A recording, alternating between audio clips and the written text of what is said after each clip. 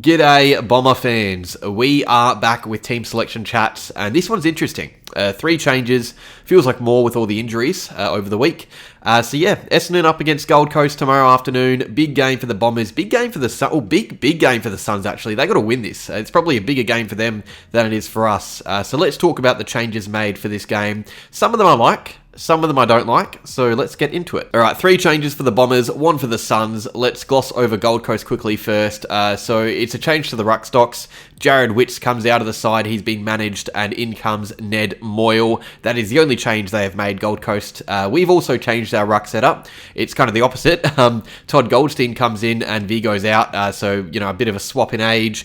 We'll talk about that a bit, because I know plenty will be annoyed. I'm not as annoyed about that one as I am for the next guy, though, because Matt Guelfi has been dropped. Jordan Ridley comes into the team. Not a like for like, different positions. We do need help in defence, to be fair. But Guelfi coming out is a massive surprise to me. The other change is the injured Darcy Parish coming out for Sam Durham, who returns from suspension. That makes sense. But yeah, the other 2 changes, they deserve to be talked about a little bit more.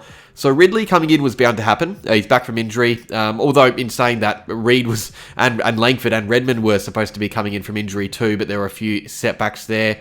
The Reed one really hurts because he might be out for the year now. Same with Langford. The injury worries continue for the Bombers even during the bye.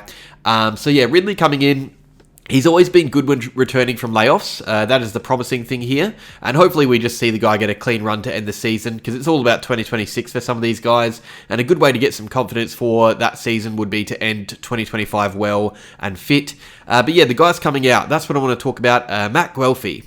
So I just don't understand this at all. I don't know why he's the one omitted. I feel like he's been much better or more important than Jade Gresham since returning to the side. I feel like there's a role for him, a lockdown role on a Noble or Rioli or someone. If we were going to drop a small forward, I don't know why we would drop our most effective lockdown pressure forward and not the struggling Gresham. It's really frustrating because now we're going to have 90 small forwards in the VFL, all probably playing decent footy together again, and Gresham still has a spot in the team. I like Gresham at his best, and I've said a few times this year that keeping him in the team was the right move. This time it is not. I just don't see what he gives us that Guelfi doesn't, so not very happy about this one. As for Vigo, I kind of get this one a little bit more. Goldie is just the better ruck right now. We are so up against it in the ruck battle most weeks, and it just makes sense to not put out the 4th stringer if we have other options. I feel like, we went early even bringing Vigo in for his debut, and that isn't a bad thing. I'm not complaining. It was good to see him play, but I don't see why we need to be bringing him on for in a regular basis when he's, so young still. It makes more sense to me to just get a game or 2 out of him to end the year, which we're going to be doing, I think. I think we'll see Vigo play again before the year ends. I don't think we need to see him play every game. I don't know why people were too annoyed about this. If Goldie is available, he's the better ruck of the 2. That's the way I see it. It's not hurting Vigo's development, keeping him out of the side. I wouldn't mind seeing him play. I'd probably prefer watching Vigo out there, but I don't think it's, that out of pocket to have Goldie up instead of, Vigo, because, if Draper and Bryan were fit, we wouldn't even be discussing this. Vigo wouldn't even have gotten close to a game. It's the same as that. We're just playing the better player. Okay, lineups, starting with ours. The defense looks better with Ridley there. That is good. No changes to any of the defenders other than that. So Blackiston is still in the side on the bench. Maybe he rucks. I don't think so. Laverty's still in, and that makes sense with you've got Ben King, Jed Walter, and Ethan Reid playing. So they've got height, Gold Coast. Moving up the field, Dersmer's back in the side after that hamstring scare. That is good. Luan Lual stays in, which is great. He gets a 4th game. Archer May gets another go too. It's actually a pretty young team still. You've got Roberts, Clark, Lual, May, Kako, Caddy, Johnson. We've still got, a really good look at the future, but we also get a good look at how those players fit in with some guys that we have questions over a bit. So there are going to be lots of list changes at the end of the year, and this is a good test to see if guys like Goldie and Blackiston and Setterfield and anyone else out of contract, it's a test to see how they fit in with these younger players who are being prioritised. And for me, right, looking at this team, you've got guys like Perkins, Gresham, Hobbs, those guys have to be playing good footy post-bye. My only hope is that Scott is giving them another chance with the rest to really get to work, because if any of them are below their best, if I'm choosing the team, I'd be dropping them straight to the VFL. So yeah, Perkins, Hobbs, Gresham, they're really lucky to still be in the team. I guess the thing keeping them there in the side is the lack of options on the outside in their role, or not exactly for Gresham.